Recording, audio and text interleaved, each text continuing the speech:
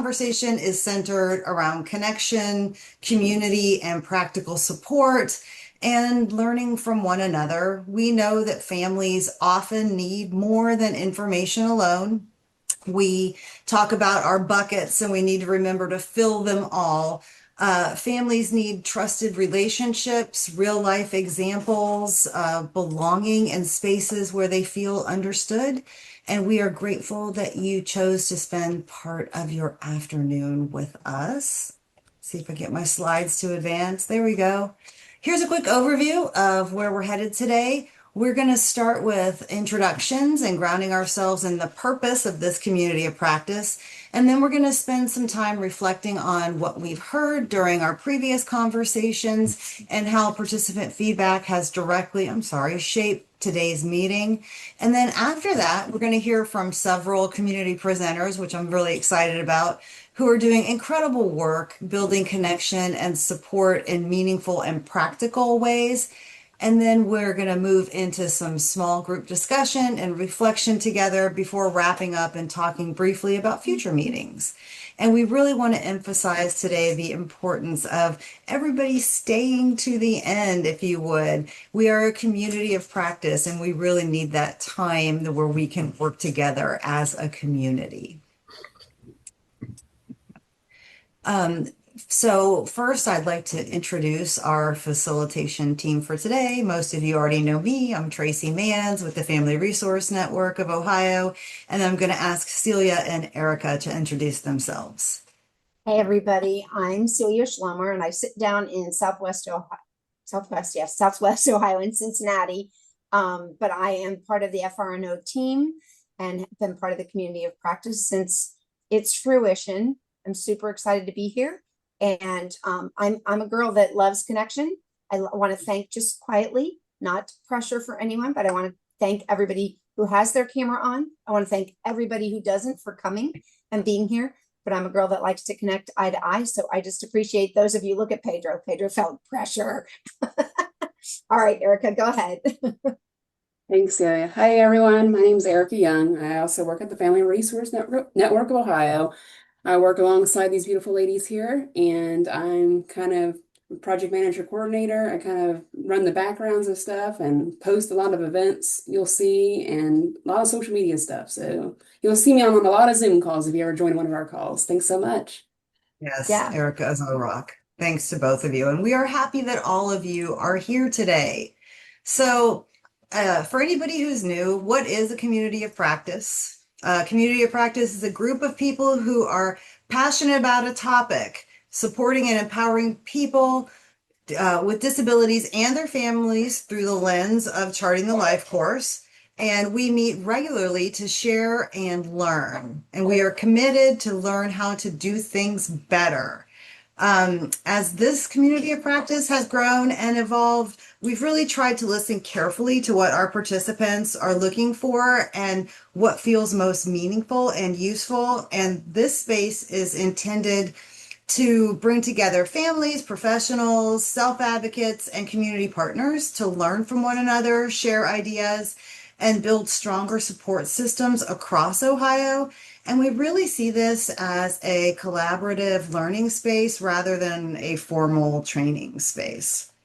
So we also realized that it was important to clarify that this community of practice is not a formal charting the life course community of practice. While charting the life course absolutely helps guide our thinking and provides a helpful framework and lens, this group is broader than that, and our focus is supporting families and people with developmental disabilities through connection, collaboration, practical support, and shared learning. So we are a community of practice that is focused on supporting families and people with developmental disabilities through that lens of charting the life course. We will use charting the life course concepts naturally to help guide conversations around belonging and integrated supports, trajectories, relationships, and community connection. But our focus is not teaching the framework itself. Our focus is the people. And honestly, that distinction is what really matters. So, one of the core beliefs behind Charting the Life course is that people with disabilities and their families should have opportunities for meaningful lives, relationships, belonging, and full participation in their communities just like anyone else. Charting the Life course helps us think more holistically about support systems and reminds us that support is not only about formal services. Relationships, friendships, peer support, natural supports, and community all matter. And one of the reasons that we wanted to focus today's conversation on connection and community is because these things offer some of the strongest and most meaningful supports people have, yet they are sometimes overlooked when we think about our support systems. And today is really about highlighting some of those relationship centered supports and hearing practical examples of how people are building community and connection across Ohio. So at our last meeting was actually our February meeting at the in-person one at the Ohio Charting the Life course showcase the day before.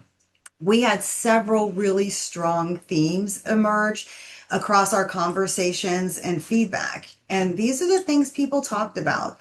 They talked about connection, belonging, navigating family voice. Excuse me, I misspoke. Navigating stronger across systems, a stronger family voice, collaboration across service systems, and wanting practical examples they could actually use within their own communities. And there was really strong desire for authentic conversation and practical peer learning. We saw that in that room that day as we worked across. We also heard things like families often receive information but still don't know what to do next. That people want the practical examples that they can replicate in their own communities. Families benefit from hearing directly from other families, and we wanted to hear more about informal peer-to-peer supports that are available. And we heard how those are just as valuable, if not more so sometimes, than formal systems. So we also heard some really important feedback about our community of practice. Participants wanted us to close the loop and show that their feedback was actually being heard and acted upon.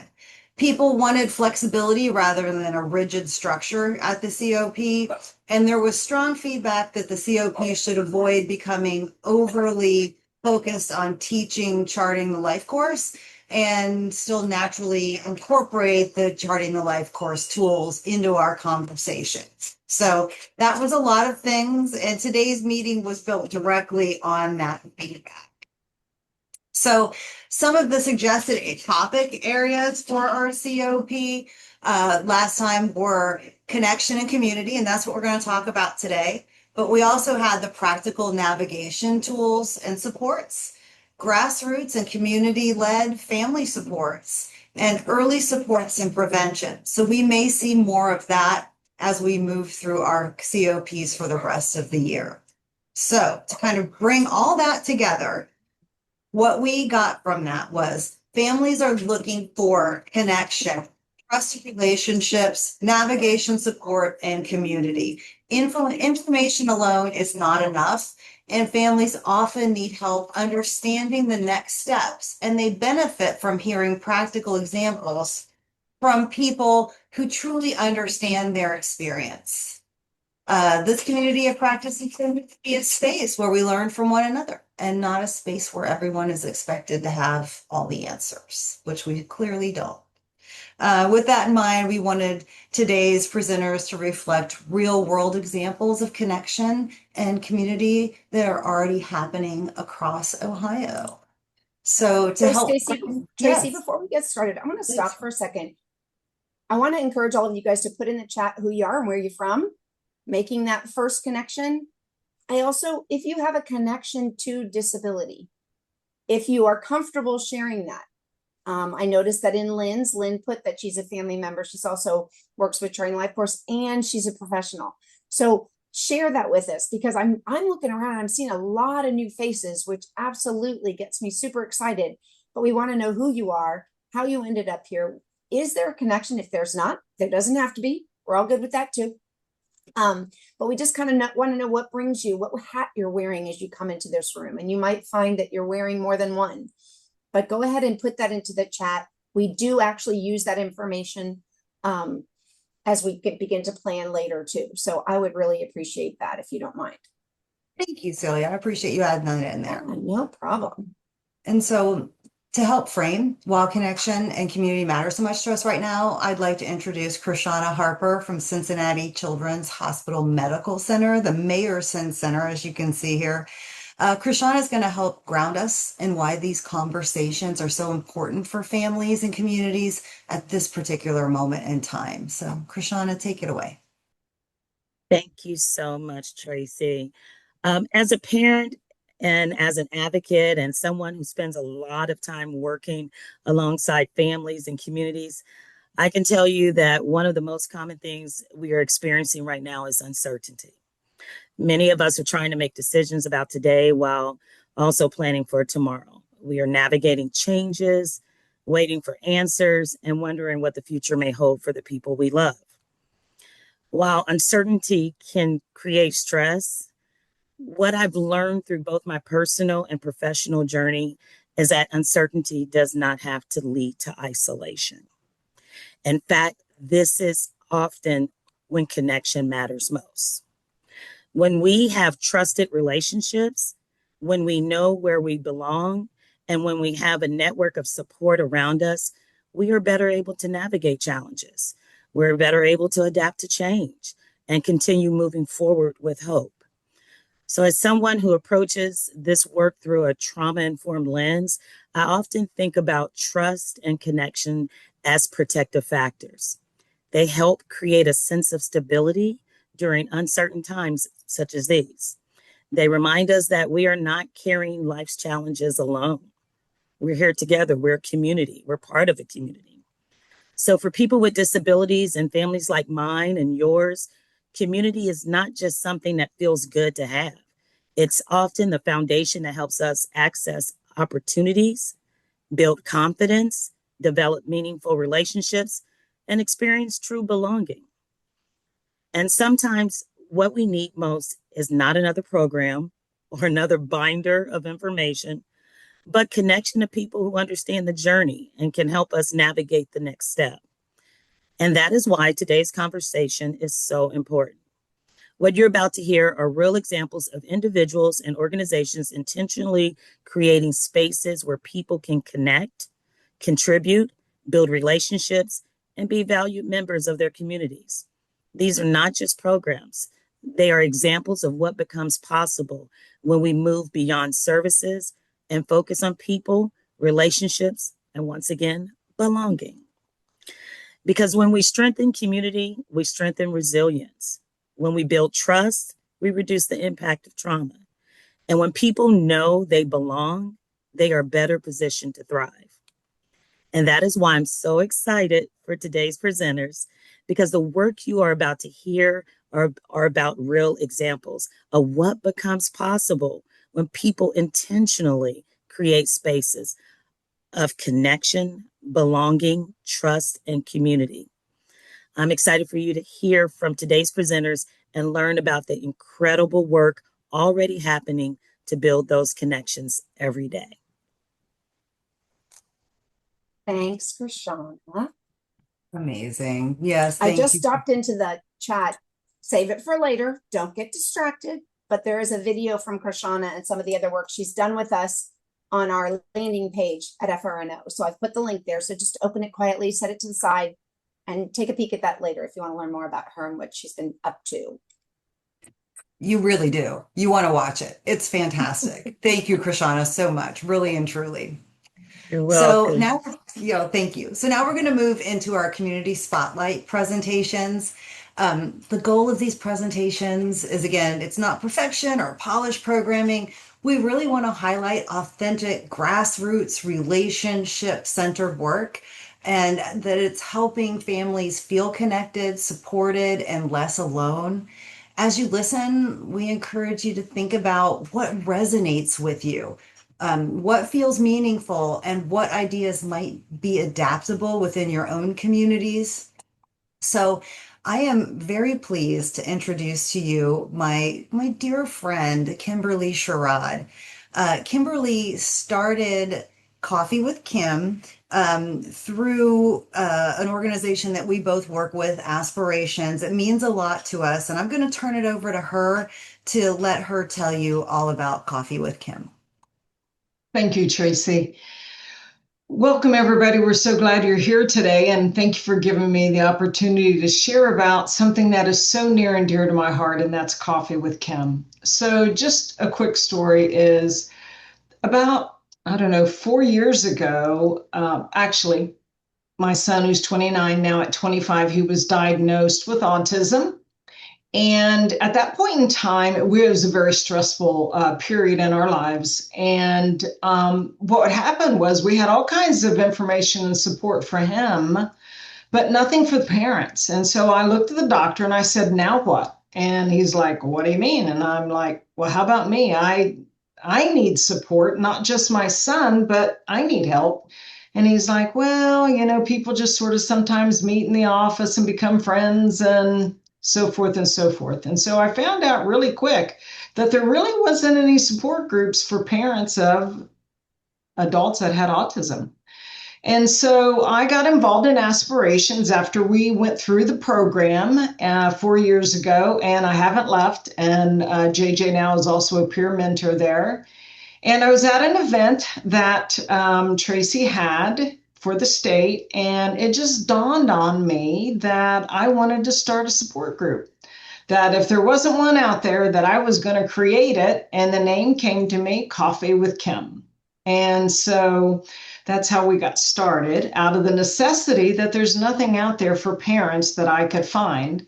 And so once a month, on the second Saturday of every month from 9:30 to 11:30, I host a support group. I don't run the support group, I just host it, and it's great. So we get normally anywhere from 10 to 20 families every month, and everybody comes together and they just share their stories. They share their stories of successes, they share their stories of struggles and problems and challenges. And so many of those around us just come together to support them and help them and just walk this journey of life with them. And so it's just been amazing. And it is just I've seen it grow. And one part of this that I'm so excited about is that we have a lot of dads that are involved in our program, which really surprised me because I didn't think we would see as many fathers as involved. And now we're 3 years into it. June will be our third year. I'm so excited. Our third year anniversary, the second Saturday. And so now when we're talking to families and families are struggling with things, I'm able to say, but do you remember when you came, where you were, and now look where you are today? Look how far you have come. You have made so much progress. One of the young men in our group that I absolutely adore, his family has been able to purchase a small home for him. And he is now spending weekends at his home. Would have 3 years ago, would have never dreamed that he would have been able to do that. And so it's just awesome. It's great to be able to tell people, to remind them, to show them how far their loved one has come, and those that are still struggling, we can open opportunities for. So, one of the challenges I do face is that every once in a while I run into a schedule conflict and I have a problem being there, but we have a great resource team. And so I'm able to have somebody fill in for me. And I guess my advice to others is this, is if you are interested in hosting or learning to have a support group, feel free, or you want more information about Coffee with Kim, drop your email in the chat group and I would be happy to reach out to you and talk with you and, get in a little bit more detail. But what I see here is when people leave that meeting, they tell me, oh my gosh, I found my peeps. I found the people that I can be with. They understand our kids. I can't talk to my family about my son the way I can with the people in my support group because they understand what I'm going through and they understand what's happening much better than even my own family. So, in some ways, I'm closer to them than my own family, but it's been great. And I love seeing them leave. I love them seeing them leave with hope and that there's resources out there and they know I'm always there every month for them to come. And it's just great. I love it. Tracy, is there anything you wanted to add to that? There is. It's an amazing group to be a part of. I think that you're right. There's something really special about people who share your same lived experience, right? Just being in a room together and able to be raw and open. And sometimes they ask questions and sometimes they share, and sometimes there's some commiseration, but everybody tends to leave feeling better than how they came in. But I think I kind of want to highlight that when you first started this, you used what you had, and you're still doing that. You had space at your office that you could Mhm. invite people to, and it Yes. cost you a pot of coffee and a box of donuts to get Yep. started, right? That was it. It was, yeah. So it's not an expensive project to run at all. And people would donate if they wanted to or they could. And so we always cover the expenses of the coffee and the donuts. And um, you know, I think one of the general themes in this was as I've gotten to know people, because they tell me how much they get out of it, is hope. Yeah. They really have hope because maybe their loved one is here and somebody else is here. But I remind them when we started, they were here and now they are here. Right. And those that know my son today that didn't know him 4 years ago don't realize how far he's come and that we're there to help them. And it's just, yeah, I love it. It's near and dear to my heart, and I think that's why it's authentic. I like to say that we laugh, we cry, we stomp our feet, but it's okay. We're real. It's real. Yes, it is. That's a good way to put it. It's very real. Thank you for sharing that. And I think that really stands out as to how powerful connection and longing, excuse me, and belonging can be, right? Even when Yes. efforts start small. Here we are 3 years later, and it's an integral part of actually, aspirations, a big part of Niceonger. So Mhm. thank you for that, Kimberly. I appreciate it so much. And now I'm going to ask Miss Brandy to introduce our beloved Nicole Carter. All right, thank you so much. So I'd like to introduce Nicole Carter. Many of you may know her as Lady Extreme Nicole. She is a wife, she's a mother of an exceptional student, and she is an amazing person. Let me tell you, she's a community connector. That's what I like to call her. Nicole is also the ADA commissioner for Franklin County. And for 11 years, going on 12 years, she has an All Disabilities Fest. I'm going to call it National Disabilities Fest. It'll be coming very soon. Nicole has quietly yet loudly built something extraordinary. The All Disabilities Fest started with a little more the community will, but it never wavered from grassroots. I'm going to stop talking and let Nicole get the mic. Thank you.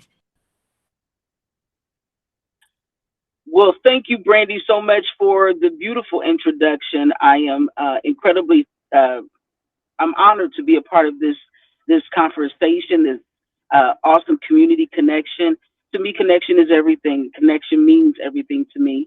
So I have a slide um, to but just to say this, thank you all for what you're doing. Coffee with Kim, I thought that was just adorable. I love how you spelled the coffee. That's something that's extremely unique.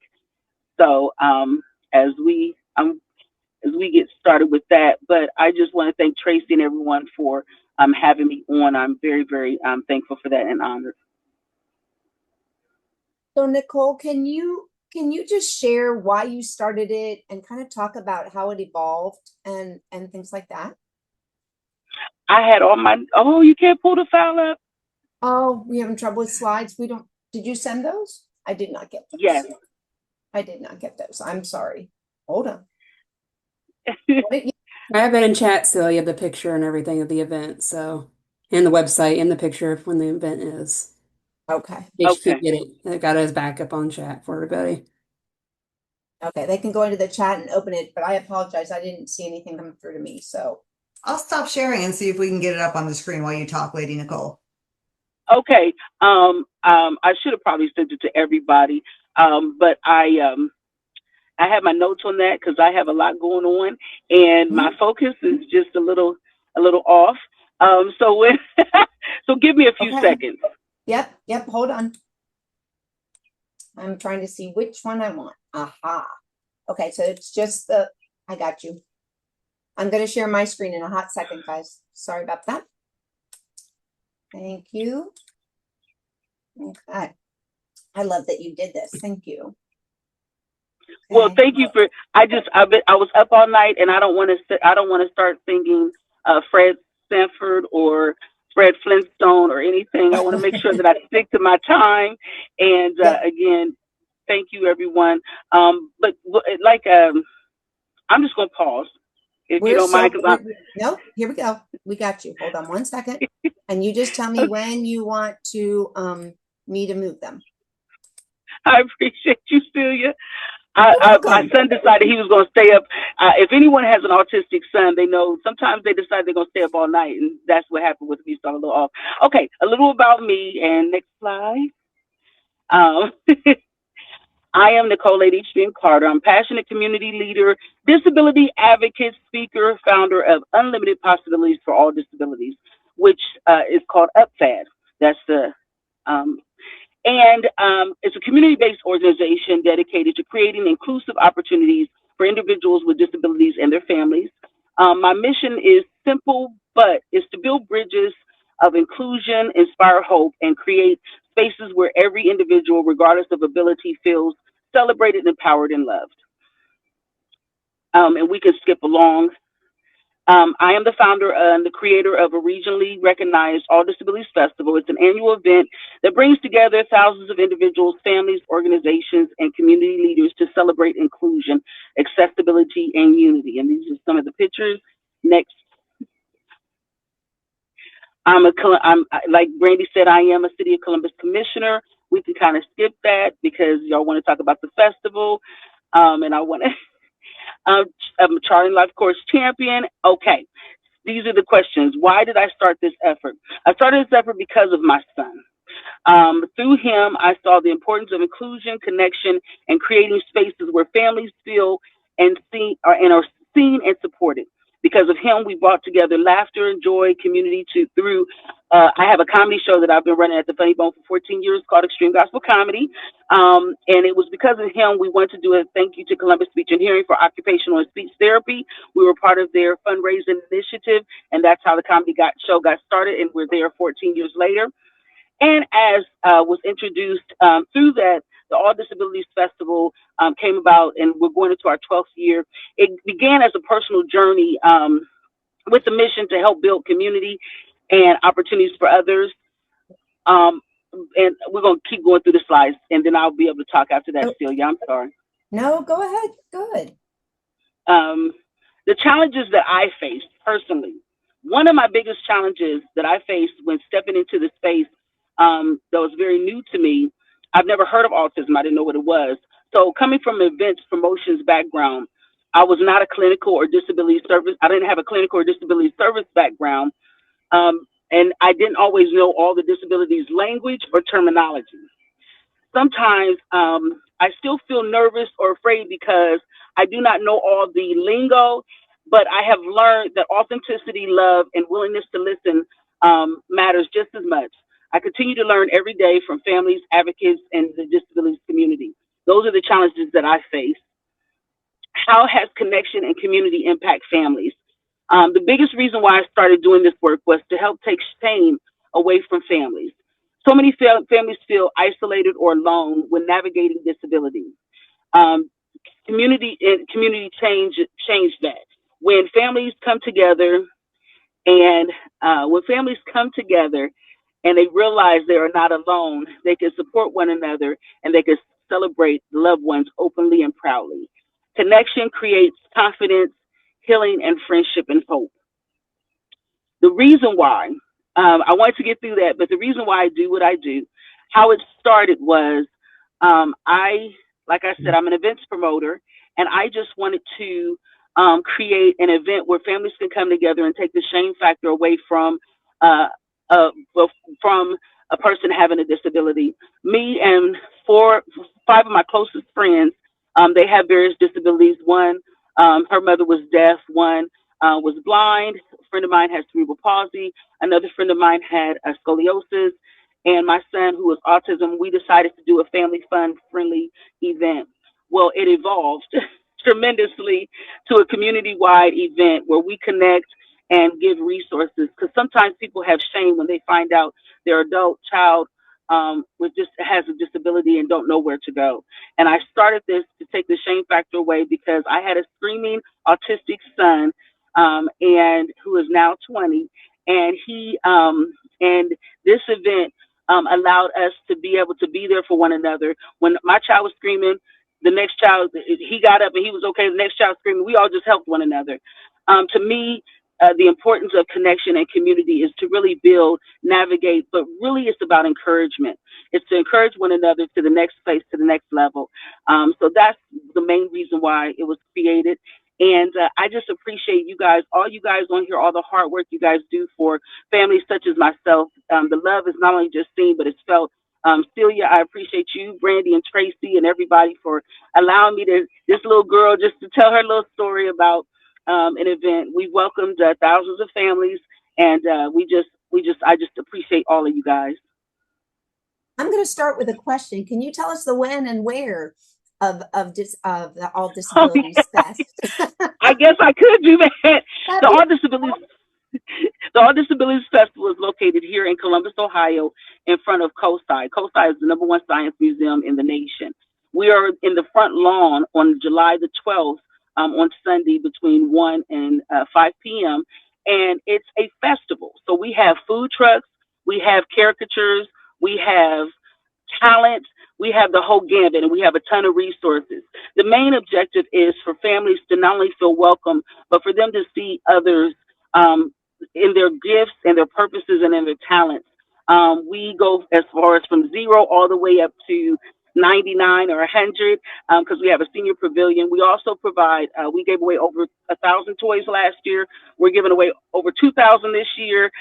We have a scavenger hunt, so the tables and resources can be visited. And the main objective is to really create a safe place for people. I recently fell at the airport, shredded my calf muscle. So now I'm on a mobile scooter. So the festival that I started, I became. So it's good to, to do it. So if anybody is interested, my website is right after this slide. And if anyone want to volunteer, donate, support, and just come, experience it, have a good time, tell your families. It's a free event. It's free. So, and are you still accepting vendors or anything like that? If people want to be down there as a resource or something for families to know about? Absolutely. Are you still accepting those? Okay. Absolutely. We have plenty of vendor space. The place is a huge space. Celia was down there, so we are accepting vendors, and we welcome vendors. And I see a lot of resources on this call.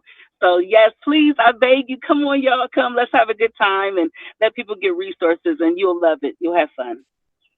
Okay, now I got to remember how to unshare my screen. And I forget where my box is. You can unshare me, can't you, Tracy? Let's see. Thank you all. Oh, no. Thank you. That was awesome. Does anybody have questions for Nicole? You went so fast. There we go. As mentioned, guys, it's in chat for you. So the date of the event and the address is all in the. Oh, sorry. Okay. Sorry, I don't want to interrupt. This is really, really good. Can you give us a copy of the chat so we could get all the connections in there?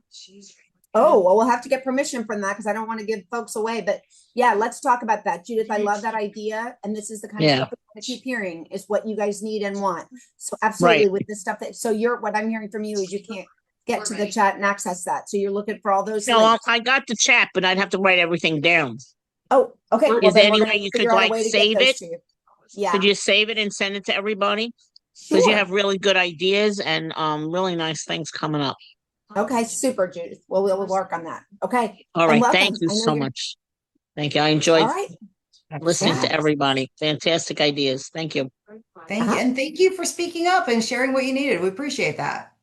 No, I've been doing this a long time. My daughter's 45, but Gotcha. Yeah, mine's there's 32, always so new welcome. ideas and more to learn. Oh, it's an Yes. amazing, field. Mhm. Yes. All right. Thank you. All right. And I'm Judy Gleason. I put my stuff in, but I didn't put my email in. Do you want me to put Okay. an email in too? That It's would up to be you. helpful. All right. Thank you. I will do that right now. Thank you so Super. much. Thanks. Yeah. All right. All right. Please. This is Well, Carmen. Ah, I went I already. didn't get the address. Can you show the other? Oh, yes, I will get that there. I'll put it into the chat, okay? Yes. Okay. Thank And you. then, yeah. Okay, cool. amazing. Thanks. Okay. You're welcome.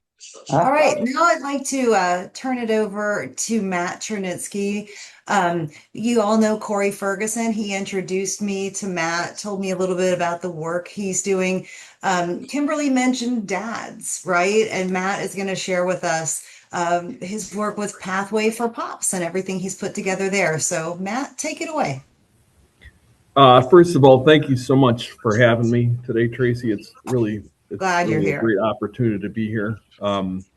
Kim and Nicole, I appreciate everything that both of you are doing, and it's great to hear your stories. So, just to give a little background about myself, I'm a father of 2 children. My son Archie is 10 years old, and he has Down syndrome, and then I have a typical daughter named Ginger who's 8 years old. So back in 2016, when Archie was diagnosed, we got involved with the Down Syndrome Association of Northeast Ohio, and in 2019, I became a stay-at-home dad.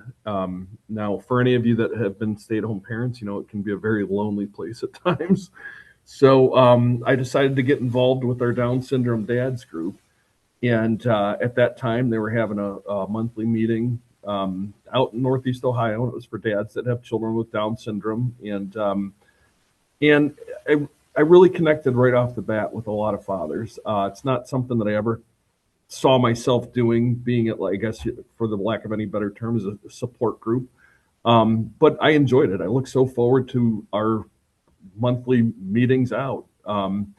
So eventually, the gentleman that was the coordinator for that program at the time, he had left the organization, and I had stepped in and started running the Down Syndrome Dads Nights. And in 2023, a grant through the Ohio Department of Developmental Disabilities had become available, and this grant was available for one group in Ohio that had to do with dads that had children with developmental disabilities.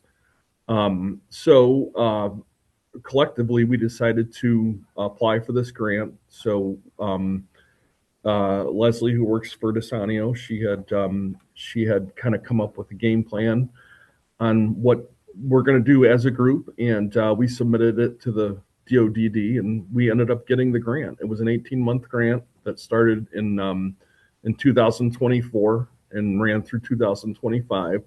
Now, a couple stipulations they had within that grant is one that they wanted it to be available to dads throughout the state of Ohio. At that time, through Desanio, we served and still serve 16 counties.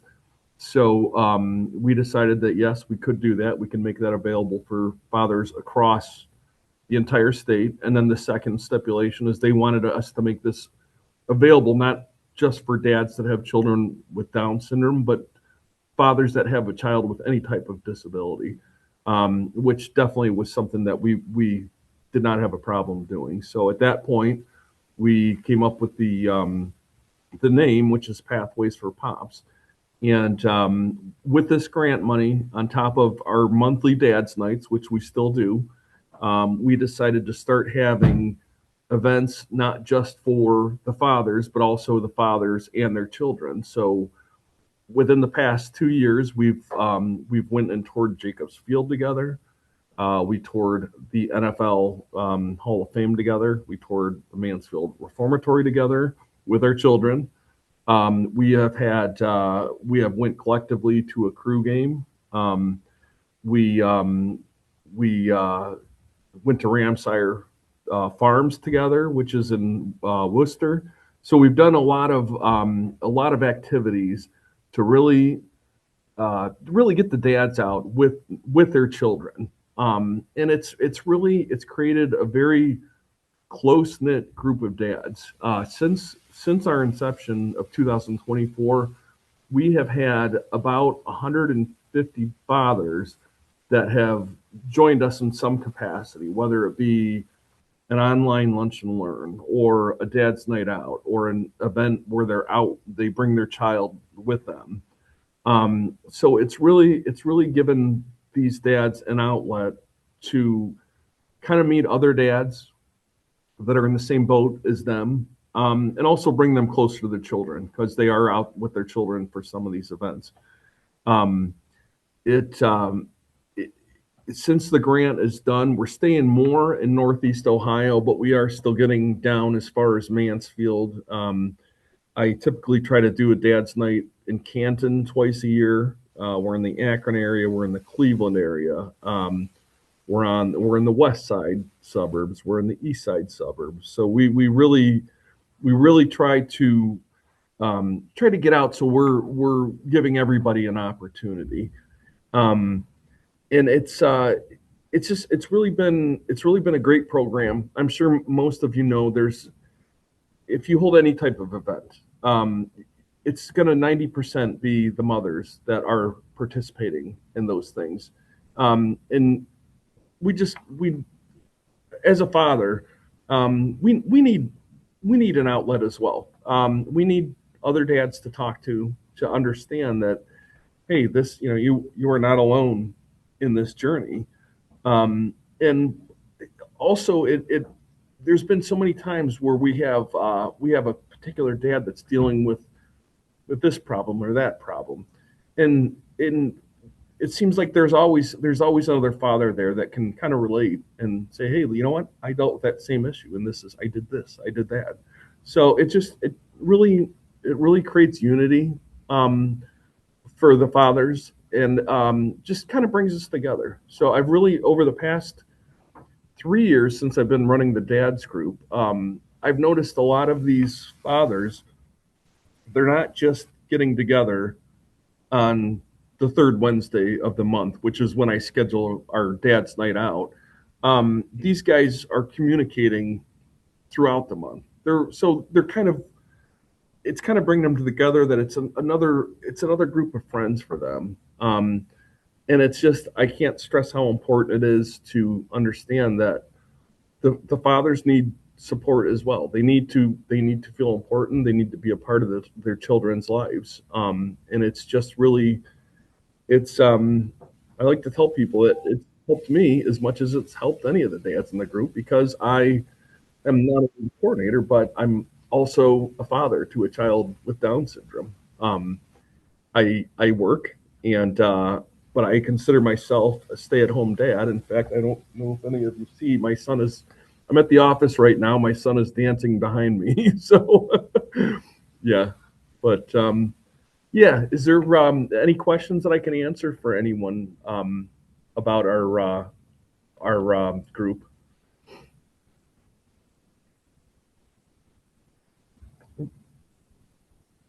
Oh, it looks like Ileana has her hand up. Oh, yes. No, thank you. Thank you so much. I'm Ileana Martinez. I work for the Ohio Coalition for the Education of Children with Disabilities. I'm also a statewide coordinator. That pretty much, that's what I do. I do it in Spanish. But what you just mentioned is very, very, it's a thought that I will have for so many years, trying to connect with the dads. I definitely connect with moms. Most of the participants are females. And it's reasonable, right? Dad have to work most of the time. And but the other reason that I notice is that it's hard to connect with a female when you need to connect with another male, right? Male to male, understanding feelings as a male, going through same things that moms, go through, but in a different form. as a dad. And I was wondering if you ever thought to maybe, I don't know, have an event for other fathers who English is not the first language, but that can connect somehow with other parents in Ohio in a way of man to man, you know? If you ever, um, if you have the opportunity, or if you want me to collaborate with you, think about it. I think that it will be neat to create something open for dads around the state that can collaborate, that can connect, that can, not only have empathy each other, but also correlate with those feelings about how it's like to have a child with disability and how to handle it as a man form. Yeah, that's a very important point, and I actually go to the dads group in Columbus, the Down Syndrome Association of Central Ohio. They have a similar dads group to what we have, except that's just for fathers with Down syndrome, and I've gone down there to connect with them. And they have some Spanish speaking fathers where Spanish is their first language. And the way I communicate with those gentlemen is we basically they have a phone app, and that's how we're communicating. There is definitely a need for, in my opinion, for such a group where it brings non-English speaking fathers together. In fact, with Desanio, we're really trying to reach out to some of these families where English is the second language. So we're constantly recruiting Spanish-speaking families to kind of help us along with that. At this point right now, I don't think I quite have the ability to kind of branch off to that, but I think it's something that needs to be addressed. Thank you. I will leave my information, my email in the chat. Maybe we can collaborate with Down syndrome. I'm working with Vanessa Armenta, which is the coordinator for the Spanish-speaking families. And maybe, like I said, not to push, right? But I didn't know that they do have the group for the fathers. And Yes. and when it comes to families, I do have the families. It's just a matter of fact for me to transfer the information and hopefully collaborate somehow, either through technology, to make something or another opportunity for them. Yeah, and I'll put my information here as well, and feel free to contact me. This is exactly what we need to be doing, I think, especially right now. And that really was our focus as we brought this idea together. I see that Jenna has her hand up. Thank you so much, Ileana, for kind of just making that visible to us, that connection right now and being able to lean into each other is something that's going to be really important in the next couple of years. And standing up, as Tracy said, when things feel confusing, or when, as Krishana said, when we feel like every time we think we get it, it changes again, and just the pressure that creates for families. So I love that this is exactly what we need to be doing right now, and to have the modeling for how to pull it together and just do something, because it doesn't exist anywhere else, which is exactly what each one of these folks have done. Jenna.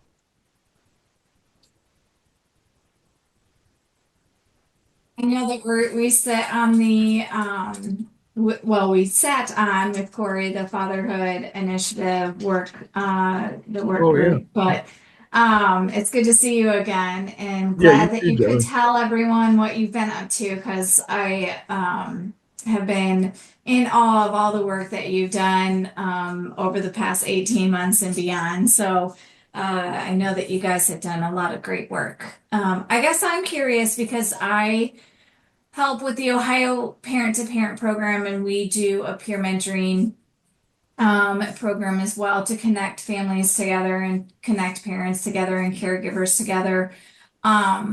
I am curious if our connection is statewide. So a lot of the dads that are trained to be peer mentors within our program are they tend to, they will when we connect them, they talk, on by phone, depending on where they live in the state, so they don't always live nearby their match, whoever they're supporting. But I guess I'm curious on your end, and we can connect later as well, but I'd be interested to hear what dads are connecting about and what are some of the main topics that you are all talking about, and how can our program specifically as well address some of the barriers and challenges that the dads are facing, and what can we do to help kind of bridge some of that gap there, especially when we're connecting dads together. So there's obviously this is a bigger or a bigger question than just right now, but I think that if, and like Ileana was saying, if we partner together and kind of think through some of this, we can even build some of those connections beyond what all the amazing work that you've already done. So yeah, it's just I'm interested to know, just because as a mom myself and my husband, and as seeing the dads, so there's a dads group in I also have a child with Down syndrome, so I can relate, and I worked at the Down Syndrome Association of Greater Cincinnati for years. So seeing the dads group down here as well within the organization, just trying to think through of how we can better support the dads throughout Ohio as well. Jenna, to answer your question, as far as the conversations that we have on our dad's nights out, they vary so widely. We could talk about sports for an hour. Yeah. We could tell college stories for an hour. Okay. But when there is a topic that comes up about somebody's child or some type of hardship they're going through, it's the group changes. It's almost like it's whatever we need it to be is what the conversation is. And I think that it's very casual. It's not formal at all. When we do get together, and there's typically we typically have 12 to 15 dads that will join us on any given night, depending on what area we're at. It's not the same group of dads that are out every month because we're covering such a wide area. So we may be in Akron, and there may be 6 dads that only show up when we're in the Akron area, or we may be out in Westlake, and there will be 6 dads that only show up when we're out in Westlake, and same with the East Side, and same with Mansfield. So it's not like we've all seen each other. We see each other every single month because it's just such a large group in such a large area that we're covering. But the conversations vary so widely, which I think is very important. We need to talk about sports. We need to tell old college stories, because it really kind of breaks the ice and forms these friendships. And in my opinion, once these friendships are formed, that's when people are opening up a little bit and saying, "Hey, by the way, my daughter is going through this. We're dealing with this with my daughter." And at that point, everybody's all ears, because everybody wants to find out what they need to help their friend. Because at the end of the day, we're kind of all friends at that point that are there to support each other. Yeah, that's a good point. Just that rapport building with each other, and friendship building, and having that time to create the relationship. Yeah. Okay. That gives me some things to think about, but I'll be in touch, Matt, because I do think that there's some further conversation. Thank you. Yeah, Jenna, I'd be happy to help in any way I can. My main goal is to help as many fathers as I can. Yeah. Perfect. Thank you guys so much. This is exactly what we want for this community of practice. So really and truly appreciate it. I do want to say, I know we had some folks asking for the chat. If you go to the chat, across the top, it says community of practice and there's 3 dots next to it. If you click those 3 dots, there's an option to save the chat. So you can have it for later. You might want to save it towards the end, but I wanted everybody to know that that was an option for you. Okay. Tracy, I'm gonna do like I put it through chat GBT all the chat messages and I just combine it all together. So I'm about to document it for all you guys. It's all organized, so you don't have all Yeah, this it looks all chitter nice. chatter. It's gonna be all nice and OCD. So well, there you it's okay. Just give me one more second. I will have Okay. a chat for y'all. That sounds great. Thank you, Erica. Thank you. So next, I'm going to ask everybody to stick with us for a minute because we're going to do something